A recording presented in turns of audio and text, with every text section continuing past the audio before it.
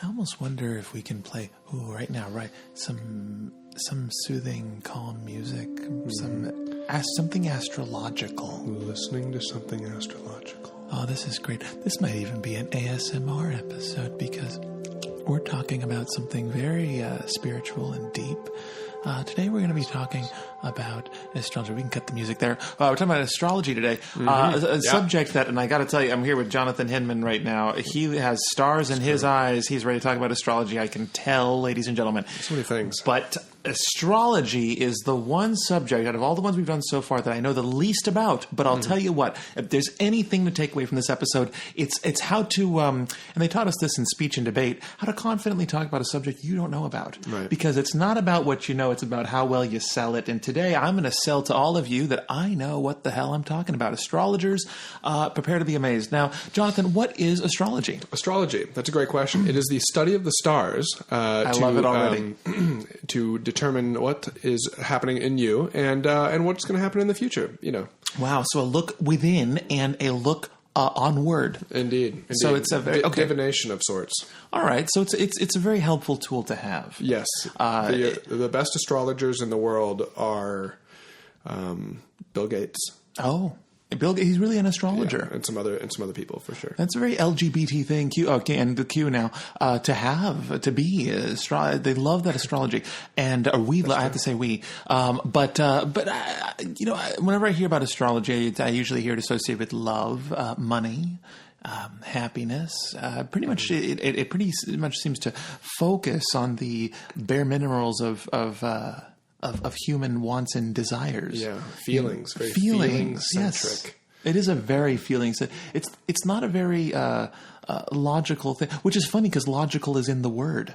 Astrological. I mean, maybe it's so outside of logic that they have to put an astro because astro means space, like you're outside of logic. Wouldn't even know what you're talking about. Logic doesn't even know what I'm talking about because I talk from the heart. You know, my brother is all logic. I don't know if I've talked about him on here, but he and I are complete opposites. He's all, and I know the right and left brain thing is debunked, but really he is all in the sense of left brain as we think of that. You know, he's all. I can't wait to meet him and do some mathematical proofs. He's very opposite in me, both in behavior, personality, and interests. But he sounds great. He sounds fantastic, right? But astrology, I don't think we've ever once. I don't think he believes in it. I know and he might kill me for saying this, but I know he's an atheist. I think he's a pretty proud. You should be proud if you're going to be a religion publicly. You should be proud of what you picked. Yeah. I agree. And I don't think he believes in the stars and in the meanings of love and whatever the penis size of. I don't know whatever we determine the stars about ourselves now. I have to say I'm somewhere in between because I think, yes, odds are there's nothing out there in the universe is just no magic and there's fate is an illusion and everything just dies and everything's meaningless. That's probably the outcome. But it's so much fun to believe that there is a greater being and a greater direction for things to be flowing in that we don't even see. Yeah, it does seem to make sense on its face. It's like, well, obviously there's some sort of celestial order. So what can I infer from that about me? Right, and that's a reasonable a celestial order. I like the way that sounds because that sounds almost more comforting than there being God. That there is a celestial order. That all these orbs of shining bright balls of gas are lining up for a greater purpose, and it makes me feel truly even less alone than if Christianity had it right. I was going to say Christianity had it right, because that means that God's very close and not hanging out with me. Yeah, right, exactly. He's not wanting to be around me very much. He's not into it. But these stars I can understand. Now, can a devout Christian also believe in astrology? That's a good question. I don't know. I wish this was like the 90s where we can have people call in and I could say Christians call us and astrologers call us. And if you're one and the same, then we've solved it. We got to set that up. Let's set that up. This would be a great time for a call-in. Make them fight each other.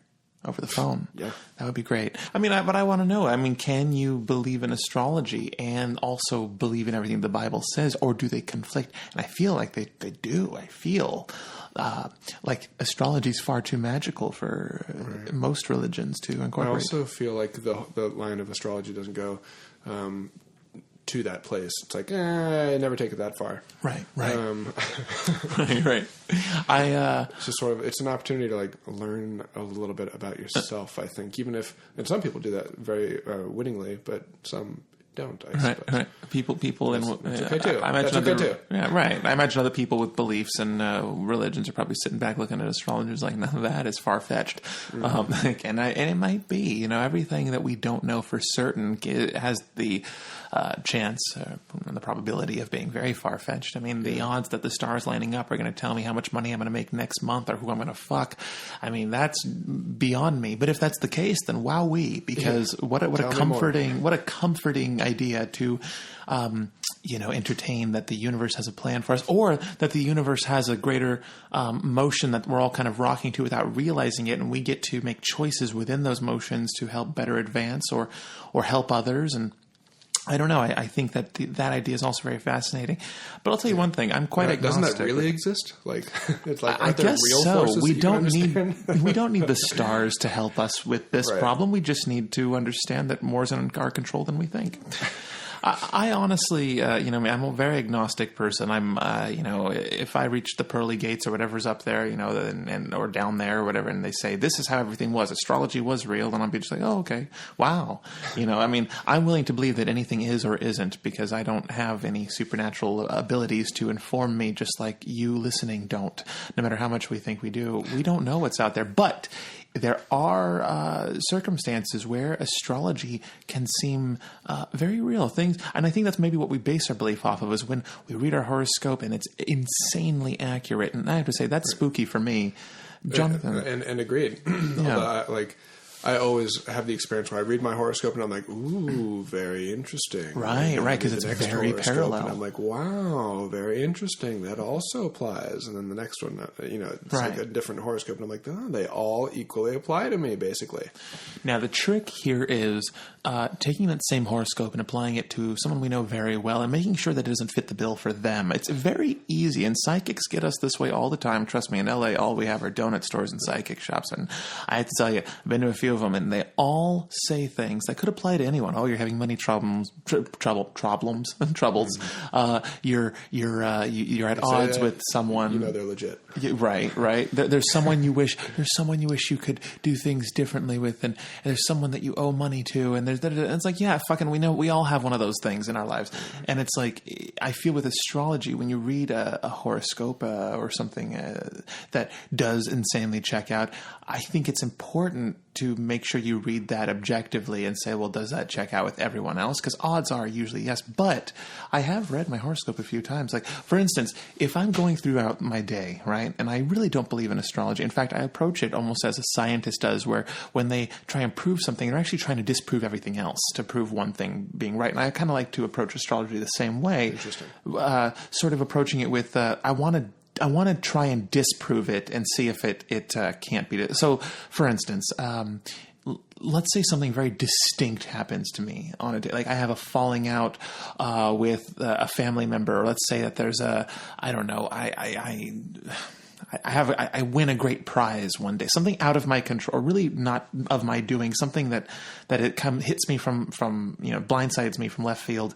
I will then go and look up my horoscope and see because I'm like, if it fits this weird, random, asinine thing that happened to me today and no other days, this one unique thing that happened to me today, if my horoscope doesn't mention anything parallel to this, then fuck it, it's not real. And more often than not, it does match, and that's that gives me chills when it does insanely match. And I read it with eyes of objectivity. Is that right? I don't know, but I read it with a grain of salt, and I'm like, does this apply to only me in this circumstance that I went through today? And to be fair, even if it correlated like 3/4 of the time you'd be like, pretty good. And it's usually it's more often than not that it does match up, and that spooks me out. I got to tell you, while we're on this subject, last Sunday was the Oscars, and I went to the Elton John Oscars, the Oscar party thing, and this woman. I'm walking through just a lounge with people, and I'm just kind of walking through by myself. And this woman grabs me at my arm, and she says, like, I sense this, and she lists a few things, and I'm not going to say them here, but they were insanely accurate about me. And then she said, just watch out. She's like, watch out because XYZ. And then she warned me about something that sounded very weird and very, Well, if she said anything about the podcast, she's a fucking liar. She said, watch out because Jonathan is using, he's selling these on the black market, these episodes. In fact, they're not even on Spotify, she said. She said that no one even knows I have a podcast. Jonathan, I'm telling you. No, but seriously, this woman, now, but then again, I thought about it, and I was very drunk when she, grabbed me, and I wasn't in my right mind. She may or may not have been there. Go ahead. She may or may not have been there. She might have been an apparition for all I know. No, but the stuff that she did say, the stuff that she warned me, even though it was very, very about me, I thought about it again, and I repeated it all in my head, and I'm like, but the thing is, like, that could apply to anyone. The stuff that she says, even though it deeply applies to me, it could apply to anyone. And it's not the first. And she claimed she was a psychic. Right. And I've had people, in West Hollywood. Oh yeah. Oh right. Well, that's how she started. She grabbed my arm and she said, "I'm a psychic, and this is what." And now, that's good business for her. She's in the right spot. Right. Well, I can imagine. I'm gonna grab everyone I see. I'm gonna just tell them something and see if it. See if it latches, and she gives a business card, and she's in business. Now, I've had people like just walking down the street, like because sometimes here in LA we have psychics just set up like hot dog vendors on the streets, and they'll stop you, and I entertain them for a bit, and just let them do their spiel. And it's really crafty. I mean, it's very crafty. You have to just think about it from does this only apply to me? Like, let me throw anyone else into the mix, and more often than not, it does apply. Now, there's also a very even if it's a general energy read on you, right, that can be filled with insight. Right, totally. You could look at someone and totally pick up a lot about them than most people can, and then you can hone in on that. But we're not here to talk about psychics, and I'm sorry that I brought us here. We're here to talk about astrology. Which is, I guess, more credible because it's backed up by the gay community. Right. So which one are you? Here's the thing. I am a Leo. I was born on August. That makes sense. August 3rd. See, that makes sense. But I take pride in that because the Leos, there's literally, I mean, yes, you could dig up bad stuff about us, but I mean, really, if you read our descriptions, who wouldn't want to be one? We are often in charge of we're very good at most things we do. We're very confident. And, I just, honestly, I pride myself in being the best sign. Jonathan, which sign are you? And if it's not my sign... I'm a Gemini. See? And that also makes sense. No, I have always, so I think Janice is, fuck me. I don't, it's like, there are two sides to the Gemini. It's the twins, and that's, I have always been like, well, I guess that does feel true about me. And of course that also feels true about everyone else, but this is, like I would say, there are two sides to you. There are two sides to everyone I know. Exactly. But I also this is where I don't hate astrology. I don't believe in its predictive powers, but I do think that it has a lot of power to be a window of insight into yourself. Where it's like I've identified more of my dual personality because of the fact that I'm labeled a Gemini. Like that's just a simple opportunity for me to understand myself. To be like, wait a minute, let me look into that. That act is good. It was good for me to say, wait, let me look into myself. Right. And so that's always been a favorite thing of mine. Where I'm just like, I got two personalities. I don't know which one. That's interesting. That's interesting. That's funny you say that because I've always seen you as one of the most grounded people. I've never seen you alter you've never lost your shit, or I've never seen you buckle under pressure. So that's just the one side, bro. That's just the one side. I'd love to see this other one where he's losing his shit all the time. But you're right, because theoretically I've met tons of confident people who aren't a Leo, and yet I feel like that applies to them. Yeah. And I weirdly have almost only dated, they call them Scorpios. And they're one of the worst ones. They're like the worst one. And I, for some reason, they're all I seem to date. And they're known for, I mean, what's a scorpion do? It stings. They're known for being little stubborn pieces of shit. And I have to tell you, having only dated that is, between you and I, is Rachel, is she a Scorpio? What are they? When's the what is her what's the time? Fuck. No, she's not it's okay. So it's 4:00. So Rachel's she's got to be here it is. Stand by. Everyone wait. I'll cut out 10 of these. But Rachel's Sagittarius. Duh. Sagittarius. Okay, good. Okay, so we're not talking about her. So yeah, Scorpios suck ass. And no, I've only ever had my heart broken by them. So that's the reason why I think this way. But I do agree that the sign, it does check out for who all my exes, most of my exes are. Peculiar. Yeah, peculiar. Right. Interesting. But I don't know. And then there's all the whole rising business and the setting. I was born at this time of the. Right. I don't know these specifications. Yeah. By the time people like all my experiences with astrology, basically start off well. Someone will say something, I'm like, oh, okay, interesting, and then go back and forth and like interesting, insight, and then it's like, and when what's your moon and what's the rising, yada yada. I'm like, okay, now this is meaningless. Right. And I have siblings who love this, and so I'm sorry, and I love my siblings so much, but they're into it too, and I'm just like, it doesn't make any sense. It doesn't make sense. By the time you get there, every gay man I know, just about, it's like I feel like that should just be a thing on Tinder. If you are gay, there should be an extra thing for your star sign to the checkbox, because it's going to come up on the first date one way or another. I can guarantee you that, but. It's very exhausting to keep up with everyone's signs, and then you got the Chinese fucking with the years and what animal are you? You know that some people are the year of the pig. Can you believe that? Yeah, that's fucking some of the rat. Some of the rat. Are you the rat? No. Oh, I think I'm either the dragon or the monkey or something. And I was like, I was fine with it. No, I wasn't the dragon. I was mad about that, but I was happy with mine. I gotta tell you, Jonathan, I'm the dragon. Oh, fuck. I got the dragon and the lion. No, that's my signs are the only thing that were like God given to me that I've just been so proud of.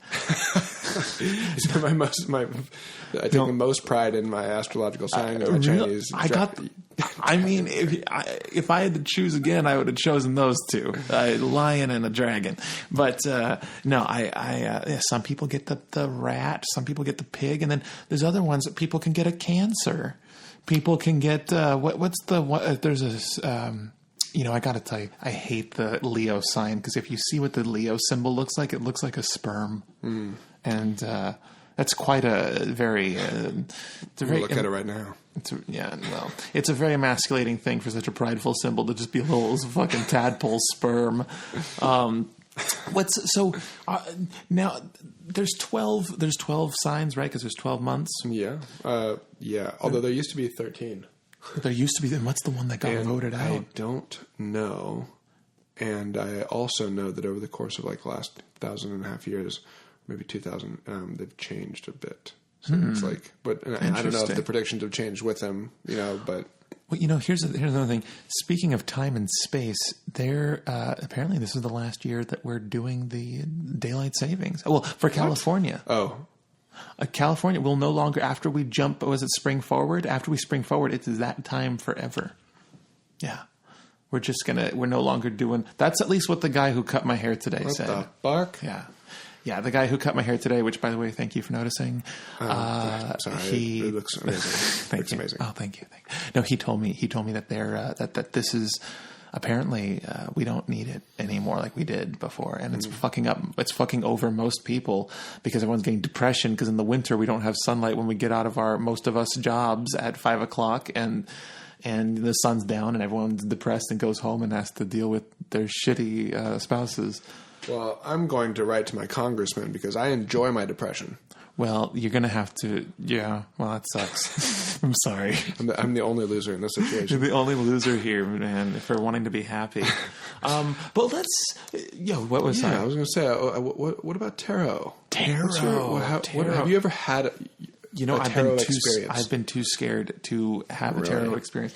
I don't like, I always like to think that I'm in control of my fate. Whenever I have a bad day, I look up, and whatever is up there, God or a universe or gods, I don't know whoever's pulling the strings here.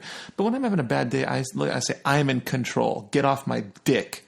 And I'm like, okay. And even just saying that to myself just kind of empowers me. Mm-hmm. I don't like to think that fate is I don't like to think that I have strings.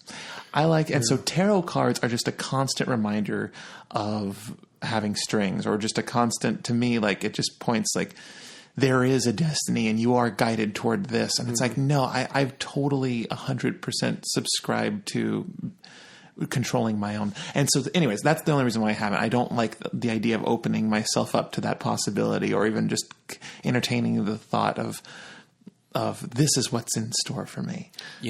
There are many different kinds of tarot card readings.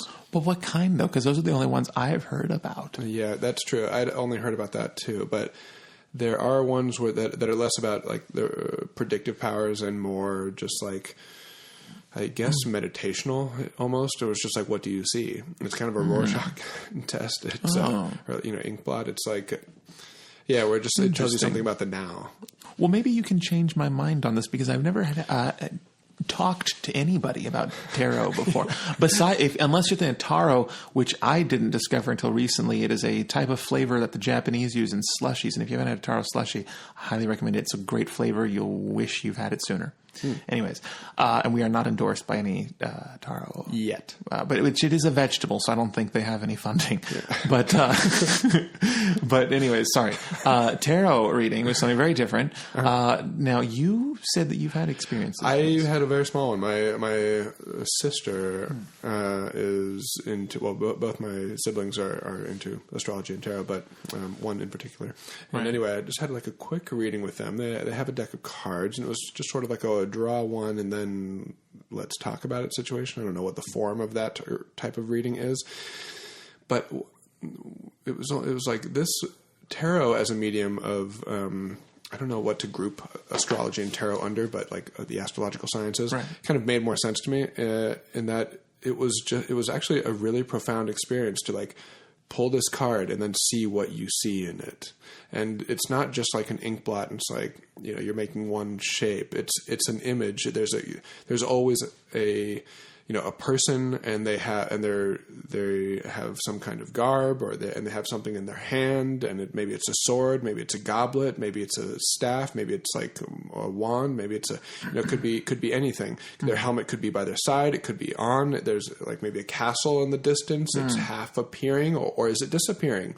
And their clouds, are they rain clouds or are they regular clouds? And the point is that what I realized is that all these cards are just very symbol and image, like symbol and metaphor saturated images that you now get to see yourself in. And so when you start to describe what you see, what you're really revealing is how you see yourself in this current moment. And that's an illuminating process. Interesting. I had a profound experience looking at it and determining whether or not the sword is like at the ready or currently brandished, because all these images are like designed to be halfway in between, open for interpretation. And is the castle, like I thought it was disappearing. It's like, are you losing the castle, or is glass the castle half full or half empty? 100%. Now you see it. Now I've never even looked at tarot cards. I've seen them in movies. I've seen them when other people are doing it, but I've never really taken time to see what they. Now these illustrations sound very specific. Are they? Is it like a Ouija board where they're all kind of similar, or is it like, are these illustrations the only tarot illustrations that exist?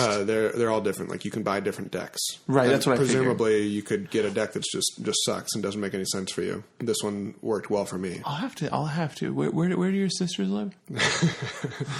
in Atwater Village. That is one of these 411. Yeah, right. 62. No, I was going to say, because I will have to fly over and get a tarot reading one day. You simply must. You're going to learn so much about yourself. You're going to be like, you know what? Fuck YouTube. Fuck you. Yeah, right. I know those are the kind of realizations I hope I never have. No, I was just more, as like a skeptic and lover of logic and not really a big fan of astrology. I was impressed with how deep an experience I had with this. Yeah, I should respect. I should try it just to see what I think. I don't know. Tarot cards for me, I've been just as terrified to use them as I am a Ouija board. But did I tell you? This is more like a therapy session. Like it also hurts though. Yeah, it does. But you might learn something. I've known way too many Wiccans in my life than I think more than most people know. I've ran into many. I went to high school with several. And I feel, what if there's a coven that's protecting me throughout my life, and I think that there just happens to be a lot of witches, but really, because a lot of people I know are very they're either Wiccan or they heavily identify with beliefs and practices of. So they're like actually like your seed is supposed to spawn the greatest Wiccan of this millennia. So that's a silly word to me, Wiccan. I love Wiccan, but that doesn't matter. They just need your kid. You can be leader of the Wiccans. I don't know a lot about that religion, but I do know it has a lot to do with nature, and that part I like. I like any religion that has a profound appreciation for nature, because that's really the only thing certain about the world we live in that's given to us. That's not man-made, is nature. And I do respect that about astrology. I like that it is based off of actual elements that we can see with our own two eyes, the stars and the seasons. And is it about the seasons? I don't know. I like to think it is too. Basically, about cycles. Cycles, right? Cycles. It's a very womanly thing, and women are the astral bridge between us and. That's true. It's interesting you say that. I have a much more, I think, respect for like women-centric religions. I sometimes watch educational content, and I enjoy it. And one thing that really blew my mind was how back in the day, before the domestication of animals, and even afterward to some degree, most religions were female-centric. It's Mother Earth that you worship. Yeah. And then after the domestication of animals, and everyone felt like, no, this land's mine. This is mine. The male figures became the center of religion, very aggressive dominators of the land, rather than like receivers of the gifts of Mother Earth. Interesting you say that. Yeah, it definitely does feel at times like men, we're really just here to help the fertilization of everything. We're really just sort of side characters if you really look at it. And then go fight somewhere and die in battle. Right. I agree. I think that women-centric religions, they also just seem more fun.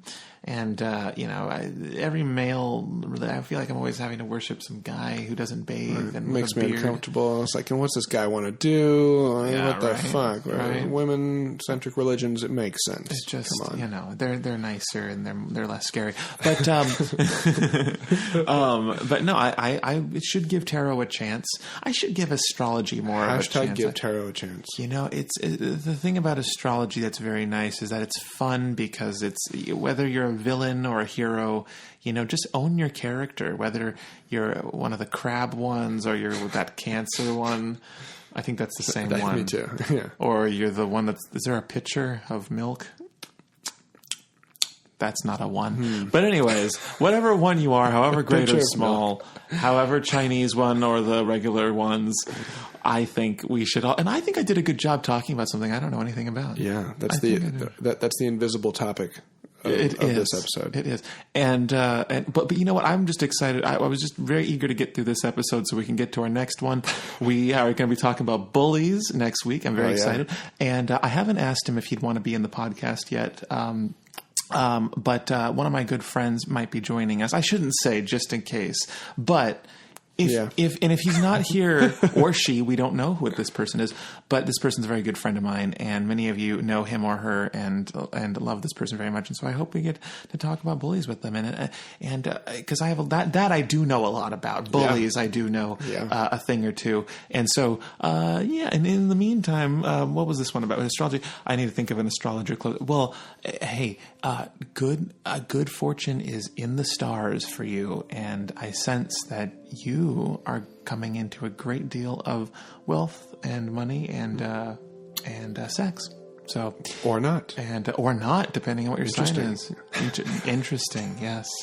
And cosmic. Ooh, we didn't say cosmic this whole episode. Cosmic. Okay. Cosmic. All right. We'll have a cosmic evening, and we'll talk next week about bullies. And remember to always keep your heart and mind open to the stars, and behave. Exactly. I'm listening to the end of the podcast. Yes. Okay, I can't take much more of this.